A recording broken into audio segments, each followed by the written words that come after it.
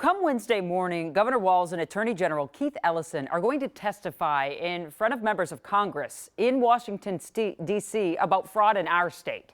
A.J. Lagoe has been covering this fraud for years. He's going to go to the hearings early tomorrow morning. Before he goes he's on the show to talk about what he thinks is going to happen.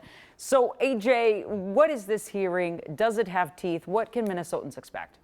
Well, it is the House Oversight hearing, and it's the House Oversight Committee, and they've been looking into fraud, specifically in Minnesota, for a little while now. You may recall back in January, 3 state Republican representatives that serve on our fraud committee went and testified.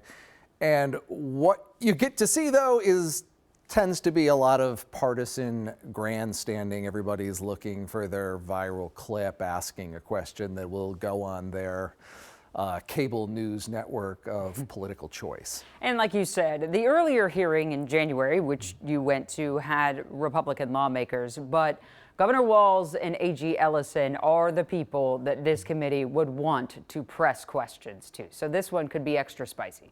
Yeah, I expect to watch them really try to turn the screws to Governor Walz and Attorney General Ellison.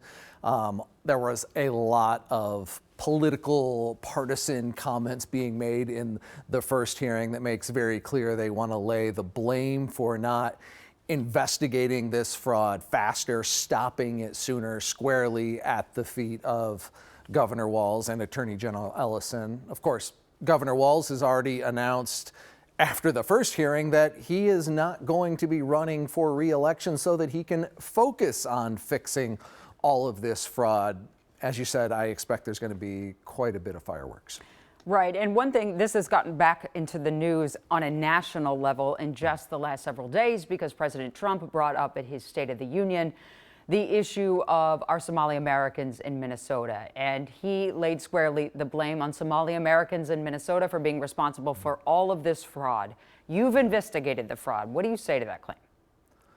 There certainly is issues with fraud in the Somali community here in Minnesota. That is without a doubt that there are a number of defendants in these cases who are of Somali heritage. But to lay all the fraud that has happened in our state on one community is simply ignoring the facts. You know, our reporting found more than $30 million in fraud that's been charged by the U.S. Attorney's Office at Evergreen Recovery in St. Paul.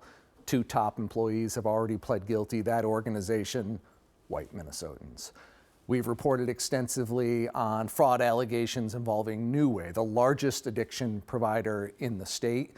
They settled last year the fraud allegations for $18.5 million. You know, that organization largely run by white Minnesotans. Amy Bach, the leader of the Feeding Our Future scandal, a white Minnesotan. So to lay all of this on just one community is really to ignore the facts without minimizing that there are problems across the board. We really have had a systemic issue across the state with fraud. Yeah, a lot of blame for fraud to go around. AJ, we thank you. We look forward to your reporting in Washington, D.C.